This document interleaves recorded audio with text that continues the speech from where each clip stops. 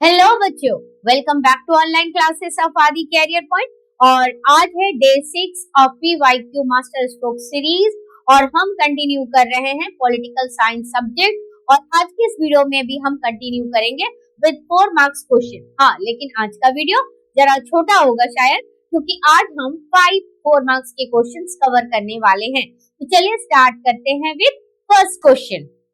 Now the first question, analyze any two causes of the Assam movement from 1979 to 1985। तो आसाम में जो movement हुआ था, आसाम में मूवमेंट होने के पीछे क्या रीजन थे और ये मूवमेंट का टाइम पीरियड क्या है। The time period of the Assam movement 1979 to 1985। अब बात करते हैं कि आखिर आसाम का मूवमेंट हुआ क्यों था।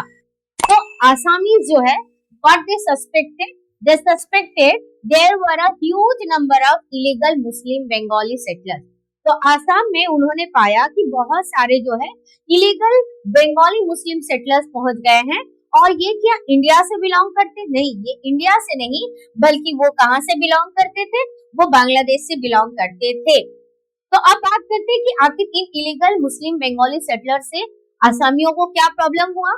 तो they felt that unless these foreign nationals, अगर ये बाहर से आने वाले लोगों को क्या नहीं किया जाए, डिटेक्ट नहीं किया जाए और उनको डिपोर्ट नहीं किया जाए, तो ये क्या कर देंगे, ये जो आसाम की जो ओरिजिनल पॉपुलेशन है, जो इंडिजिनस आसामी पॉपुलेशन है, वो वहां पर माइनॉरिटी में आ जाएगी। क्योंकि ये बहुत ज्यादा संख्या में क्या देख रहे थे, इन्होंने देखा कि बहुत ज्यादा संख्या में जो बांग्लादेशी मुस्लिम्स है वो इंडिया जो है इलीगली माइग्रेट होकर के पहुंच रहे थे। और इसलिए इनको इस चीज का डर लग रहा था कि कहीं ये इनको माइनॉरिटी में ना पहुंचाए दे। और अगर आसामीज पीपल अगर माइनॉरिटी में आ गए, इसका मतलब ये है कि वहां के नौकरी वगैरह इन सब में किनका कब्जा हो जाएगा, जो इलीगल मुस्लिम सेटलर्स है, बंगाली मुस्लिम सेटलर्स जो बांग्लादेश से आए हैं, वो सब कुछ लेकर अपने साथ बैठ जाएंगे।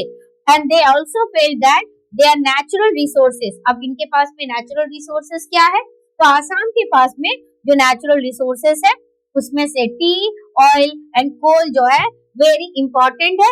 और ये नेचुरल रिसोर्सेस कहीं ये पूरी तरह से ड्रेन ना कर जाए without any commensurate benefit to the people. यानी इतने सारे नेचुरल रिसोर्सेस है, टी आसाम का फेमस है, आसाम में ऑयल जो है ऑयल फील्ड है और कोल फील्ड है। अब इन सारे चीजों पर कहीं ये इलीगल मुस्लिम सेटलर्स अपना जो है पूरा कब्जा जमा के ना बैठ जाए और ये बिना किसी बेनिफिट के आसामिया पीपल को कोई बेनिफिट ना दिए, क्या होगा कि ये सब कुछ उनके हाथों पे चला जाएगा। तो इस बात का उनको डर था। और अगर उनके हाथों पे, यानी कि जो लोग वहां से बिलोंग नहीं करते हैं, जो उनके नेचुरल हकदार नहीं है, उनके हाथों में चला जाएगा, तो आसामियों के हाथों में क्या रहेगा, वो पॉवर्टी के शिकार हो जाएंगे, बैकवर्ड हो जाएंगे, इकोनॉमिकली बैकवर्ड हो जाएंगे। तो कोई भी रीजन ये नहीं चाहेगा कि हमारी जो प्रॉपर्टी है, हमारे जो नेचुरल रिसोर्सेस है, वो कोई इलीगली आकर के उसको कैप्चर करे और उसका बेनिफिट वो उठा करके चले जाए। तो आसामीज पीपल भी ऐसा ही सोचते थे, वो नहीं चाहते थे कि उनके वहां के जो नेचुरल रिसोर्सेस है उसको कोई और कंट्रोल करके ले जाए और उनको उसका कोई बेनिफिट ना मिले। Okay, now the second question, describe any two consequences of Chinese invasion of India in 1962।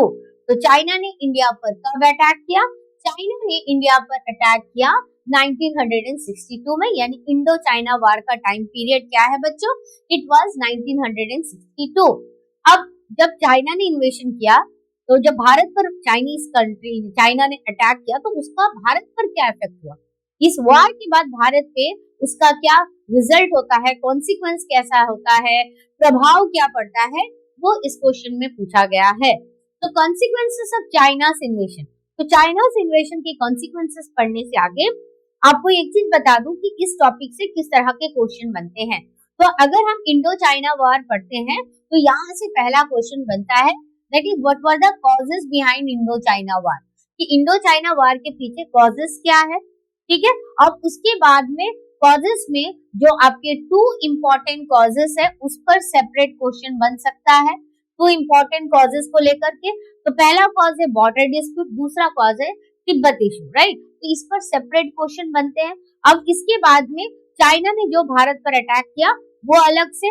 अब इसके अलावा जो लास्ट क्वेश्चन यहाँ से बनता है कि कंसीक्वेंस क्या है। अच्छा, यहाँ से और एक पॉइंट कवर होता है, पंचशील एग्रीमेंट, लेकिन वो शॉर्ट में कवर होता है क्योंकि पंचशील एग्रीमेंट आपके बुक में केवल एकदम शॉर्ट में दिया हुआ है। तो पंचशील एग्रीमेंट से किस तरह से इंडिया चाइना के रिलेशनशिप में इंप्रूवमेंट होता है, लेकिन आगे जाकर के 1962 में फिर भी चाइना जो है इंडिया के ऊपर अटैक करता है। और क्यों अटैक करता है? क्योंकि चाइना और इंडिया के बीच में दो तरह के डिस्प्यूट देखने के लिए मिलते हैं, एक बॉर्डर डिस्प्यूट और एक हो गया आपका क्या, सेकेंड हो गया तिब्बत इशू। ओके, तो आज के इस क्वेश्चन में क्या पूछा गया है कि कॉन्सिक्वेंस, कि चाइना ने जब इंडिया पर अटैक किया तो उसका इम्पैक्ट क्या होता है। तो चाइनीज फोर्सेस ने क्या किया, कैप्चर कर लिया सम की एरियाज। कहां पर? जो अरुणाचल प्रदेश स्टेट है वहां के की एरियाज पर चाइनीज फोर्सेस ने पूरी तरह से कंट्रोल स्टैब्लिश कर लिया, कैप्चर कर लिया। And Ladakh in Jammu and Kashmir, तो उस समय जम्मू एंड कश्मीर स्टेट और वहां पर आपका लद्दाख था, तो लद्दाख के जम्मू एंड कश्मीर के लद्दाख को भी कैप्चर कर लिया। तो कुछ की एरियाज, अब लद्दाख के की एरियाज में कौन से एरिया को कैप्चर किया था? दैट वाज अक्षय चीन एरिया। ठीक है, अक्षय चीन एरिया जो है उसको भी चाइनीज फोर्सेस ने कैप्चर कर लिया और वहां पर एक्चुअली उन्होंने एक बॉर्डर रोड्स बना दिया। और वो बॉर्डर रोड जिस जगह पे बनाया है, चाइना क्लेम करता है कि वो इंडिया का नहीं, चाइनीज फोर्सेस चाइना के अंडर में आता है। ठीक है, तो ये पहला जो है इसका कंसीक्वेंस हुआ।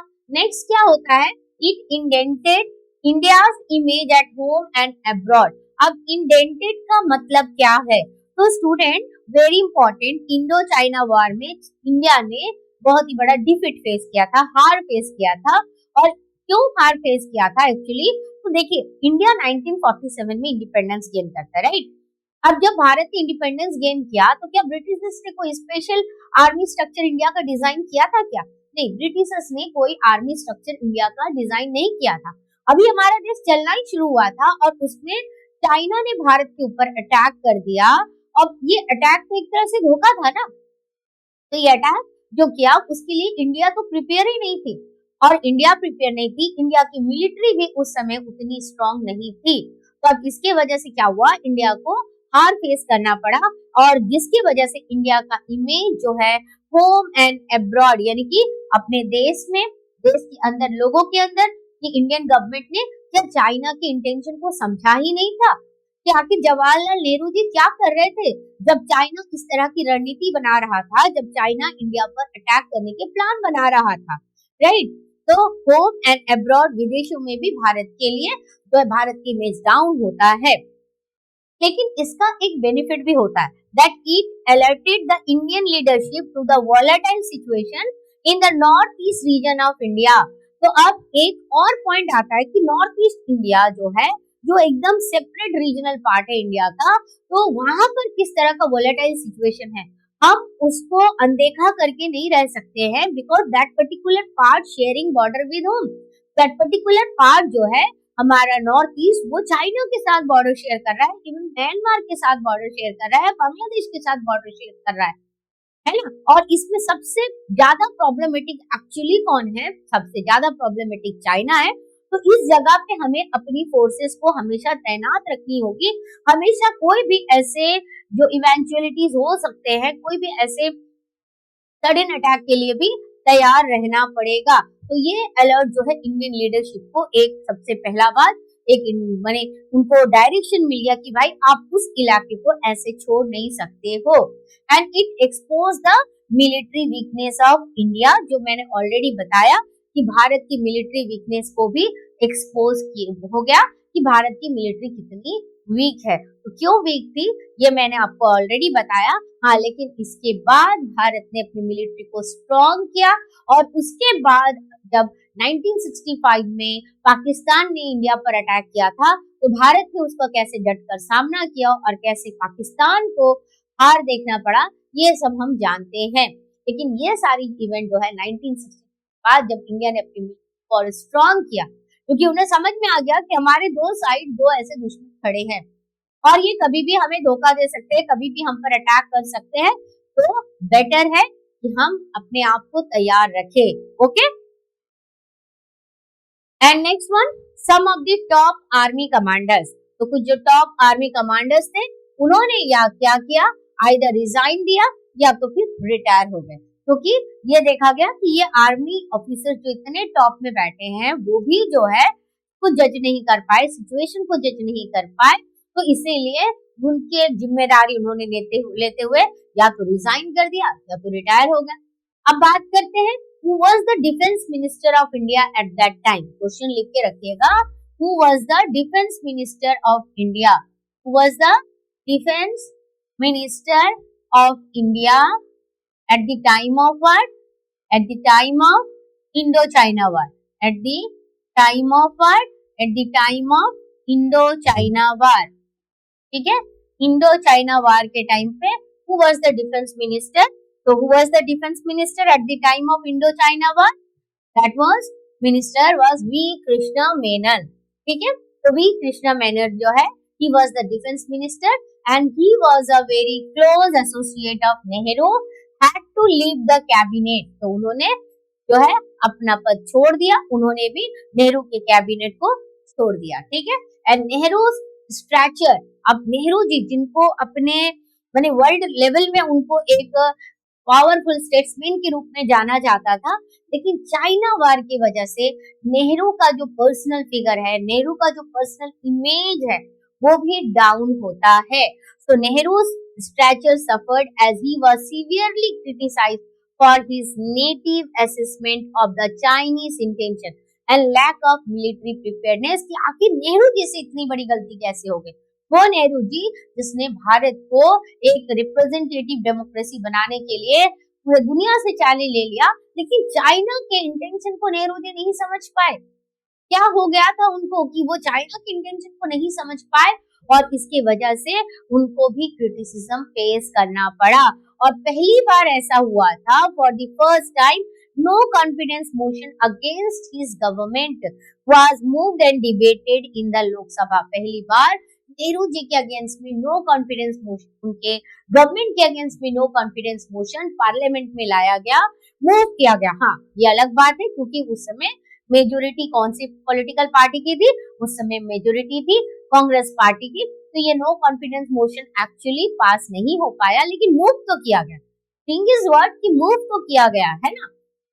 तो जब मूव हुआ इसका मतलब क्या है, जो कॉन्फिडेंस इनके ऊपर था, जो कांग्रेस पार्टी के ऊपर कॉन्फिडेंस था पहले जनरल इलेक्शन, फर्स्ट सेकेंड और थर्ड जनरल इलेक्शन, लेकिन अब यहाँ से जो है इंडिया का मूड स्विंग देखने के लिए हमें मिलता है। ओके, तो ये सारे पॉइंट में से आप किसी भी पॉइंट को अपने आंसर में कवर कर सकते हैं। ये जरूरी नहीं है कि सारे पॉइंट को आप सीक्वेंस में ही कवर करें। ओके, तो ये था आपके question number 2। Now question number 3, highlight any 2 causes of dispute and tension between India and Nepal. तो आज ये आपका contemporary south Asia world politics वाले बुक्स की ये टॉपिक है कि इंडिया और नेपाल के बीच में डिस्प्यूट एंड टेंशन के पीछे क्या कारण है। तो हम सभी जानते हैं दैट इंडिया और नेपाल के बीच में स्पेशल रिलेशन है, राइट। और इंडिया से अगर कोई भी व्यक्ति नेपाल जाना चाहता है तो उसके लिए कोई पासपोर्ट नहीं लगती है और ना ही नेपाल से इंडिया आने की। बहुत ही स्पेशल रिलेशन है इन दो कंट्री का, बहुत पुराने टाइम से। लेकिन क्या स्पेशल रिलेशन होने का मतलब ये है कि इन दोनों के बीच में डिस्प्यूट या डिफरेंसेस नहीं हो सकते? डेफिनेटली डिस्प्यूट और डिफरेंसेस हो सकते हैं। तो अब ऐसे ही 2 कारण बताइए, ऐसे ही 2 रीजंस बताइए of dispute and tension between India and Nepal.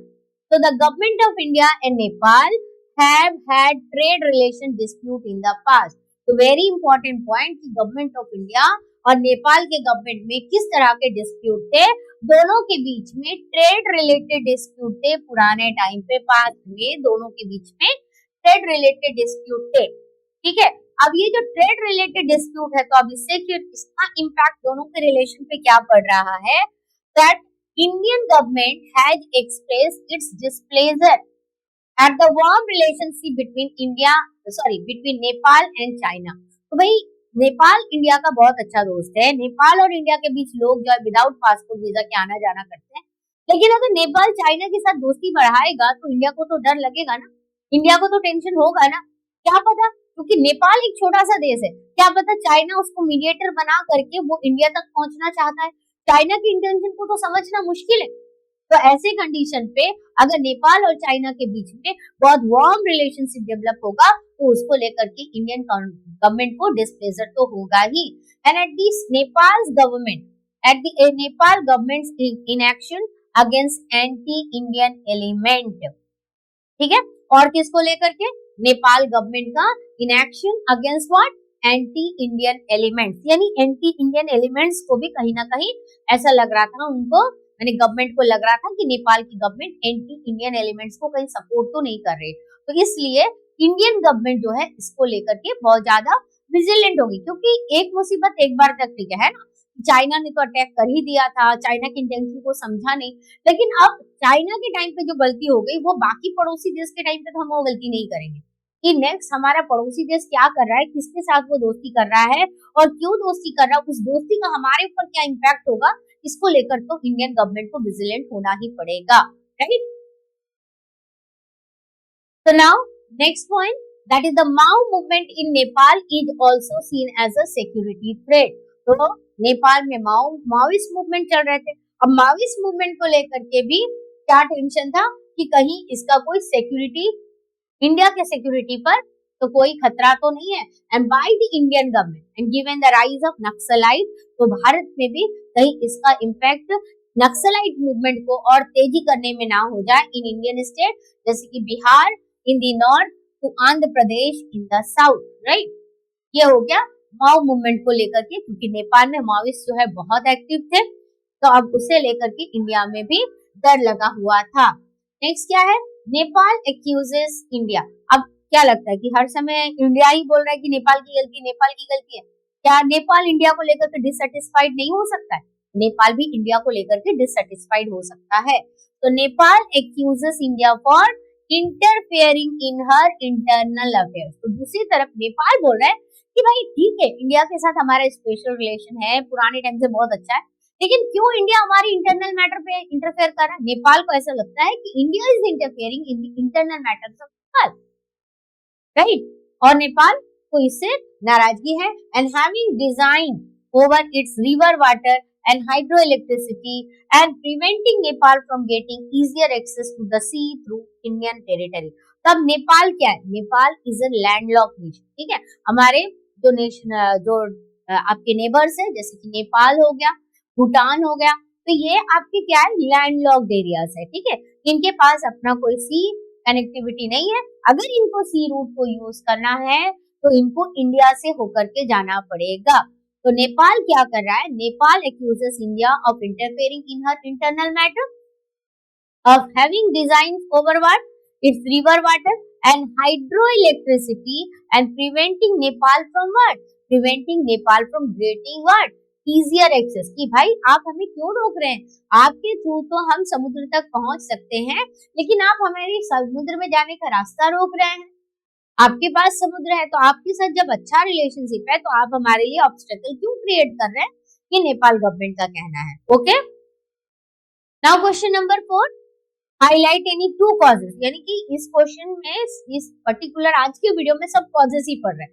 Assam के कॉजेस पढ़े, इंडो चाइना वॉर के कॉन्सिक्वेंसेस, हाँ वहाँ कॉन्सिक्वेंसेस पढ़ा, राइट। अब आ गए फिर से हम आपके कॉजेस में, highlight any 2 causes of conflict between India and Pakistan. Any 2 causes, India और पाकिस्तान के बीच में कॉन्फ्लिक्ट के पीछे क्या रीजन है।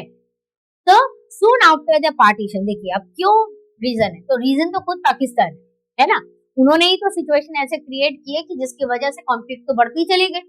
तो soon after the partition of the 2 countries got embroiled into what, conflict over the fate of Kashmir. अब कश्मीर चाहिए उनको, कश्मीर को लेके लड़ना शुरू कर दिया। भाई कश्मीर में तो महाराजा हरि सिंह का रूल था, है ना, एंड महाराजा हरि सिंह ने डिसाइड किया था कि वो इंडिपेंडेंट रूल करेंगे, वो किसी भी कंट्री के साथ नहीं जाएंगे। लेकिन इनको कश्मीर चाहिए था, क्यों चाहिए था, क्योंकि इनको लगता है कि भाई कश्मीर में ज्यादा से ज्यादा मुस्लिम्स है तो कश्मीर इनके पास होना चाहिए। लेकिन क्या उनसे उन्होंने पूछा कि कश्मीर उनके पास जाना चाहिए कि नहीं, ऐसा तो कुछ भी नहीं हुआ।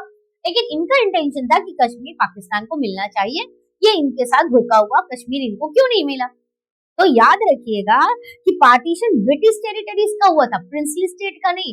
जो प्रिंसली स्टेट अगर इंडिया के साइड है या फिर पाकिस्तान के साइड जो प्रिंसली स्टेट थे, यानी जहां पर राजा का रोल था, राजा की कुछ टेरिटरी थी, वो राजा उसका डिसीजन लेगा, ना पाकिस्तान की गवर्नमेंट ना इंडियन गवर्नमेंट उसको डिसाइड नहीं करेंगे, लेकिन इन्होंने अपने से सोच लिया कि कश्मीर जो है इनको मिलना चाहिए, लेकिन Kashmir was a princely state at that time.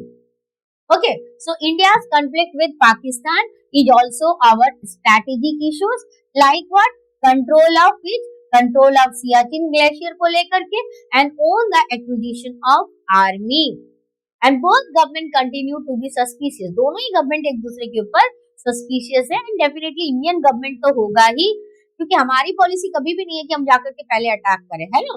तो both government continue to be suspicious of each other and Indian government, तो Indian government has blamed Pakistan, यहाँ पर रिपीट हो गया बच्चों, अगर आप इसका स्क्रीनशॉट वगैरह ले रहे हैं या नोट्स लिख रहे हैं तो याद रखिएगा, ईच अदर के बाद में यहाँ पर आएगा दैट इंडियन गवर्नमेंट जो है has blamed Pakistan government for using strategy of low key violence by helping the Kashmiri militant with arms training and protecting to carry out terrorist strike against India।